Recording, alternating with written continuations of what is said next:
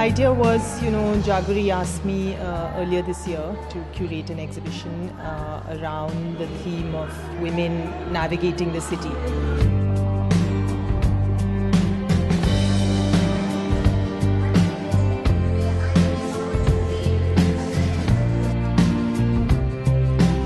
How to make cities safer for women. There have been 2 world declarations on women's safety. This is going to be the 3rd one, the Delhi Declaration.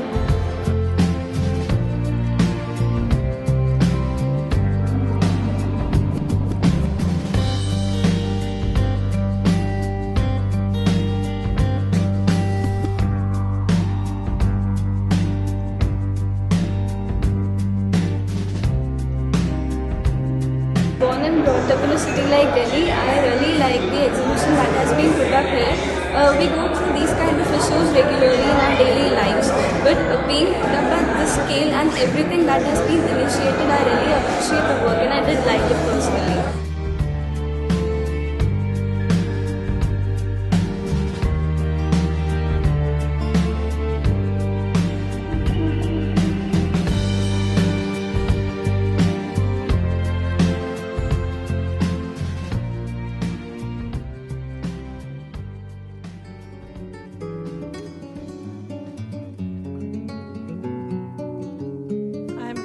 Really happy to welcome all of you to Delhi. People from more than 40 countries are here, and some of you have come from very far, some of them closer by. Okay, so I'm going to invite all the representatives from the different continents to please come and light the 2 sets of candles here. Thank you so much.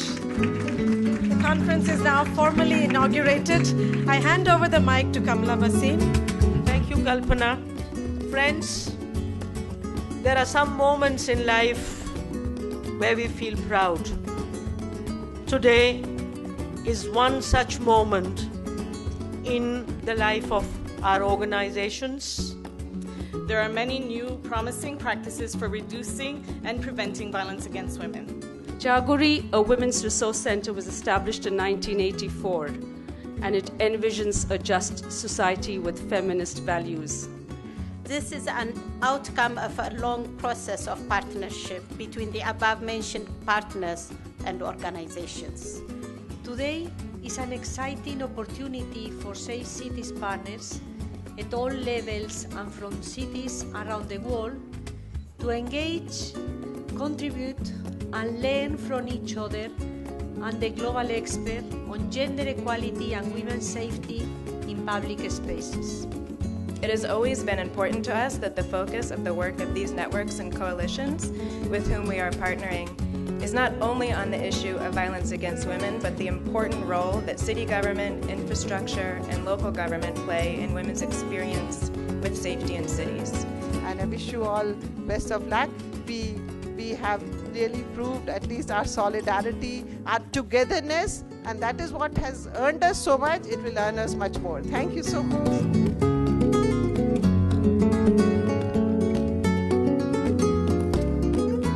As the work has spread to several parts of the globe, it has led to a widening of the perspective on safety.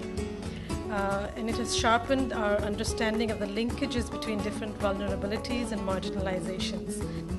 In order for cities to become inclusive places, we must give girls opportunities to build their capacities and develop their self-confidence in order to meaningfully engage in changing the cities of tomorrow. We must move beyond thinking about equal access and start thinking in terms of equitable access.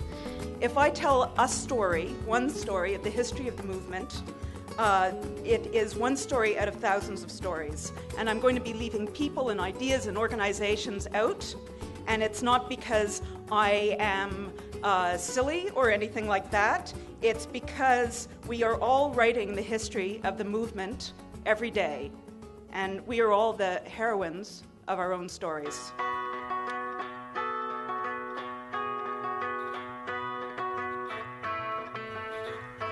I wanted you to take a moment to sit in your chair and to just center yourself in your dignity, to just experience it for just one moment.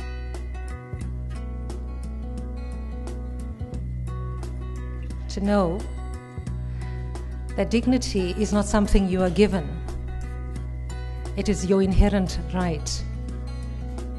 It is what each of us brings into the world. What sets apart unsafe communities from safe communities is very often nothing to do with safety and security strategies. It's nothing to do with the quality of policing. It has to do with the levels of protective social fabric, with the kind of weave that means that if somebody stumbles, makes a mistake or falls, they don't fall all the way to the bottom, incapable of getting up again and living their best lives.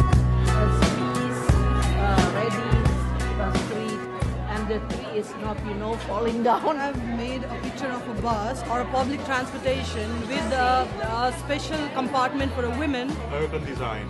We can say parks, we can say bike lanes, we can say... Can we have women's hostels? Women's hostels? Women's hostels, I think, are a very interesting point. I've got three things that we've come up with. Tell me if this is correct. Okay. Yeah. Basic social services, which include health, education, water, sanitation, then economic diversity.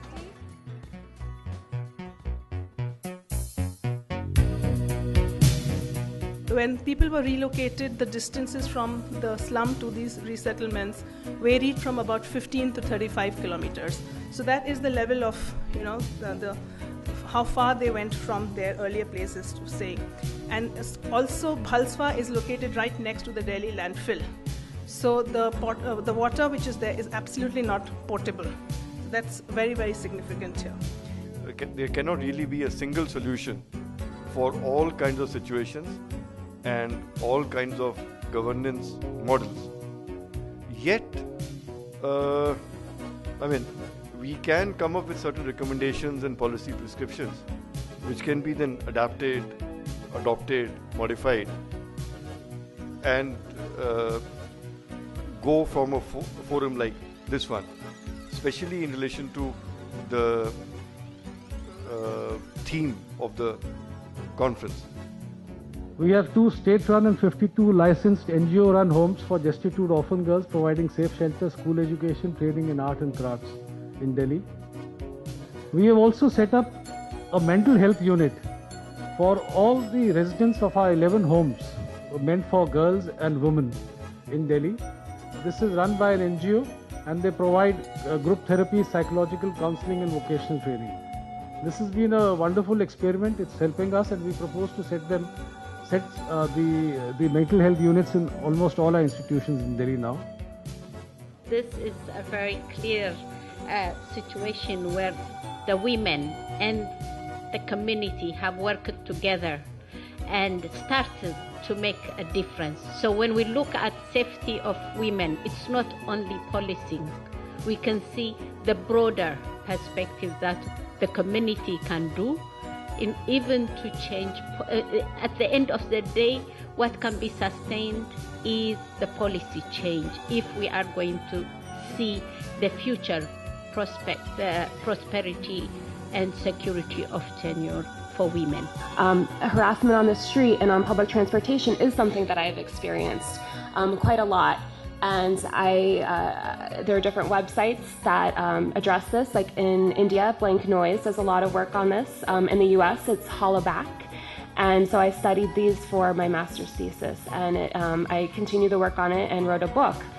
So as you can see, I am here now because we have so many uprising disability people who have been expressing their, to be inclusive in the society. And there has been nothing done about it, or perhaps they're working at it.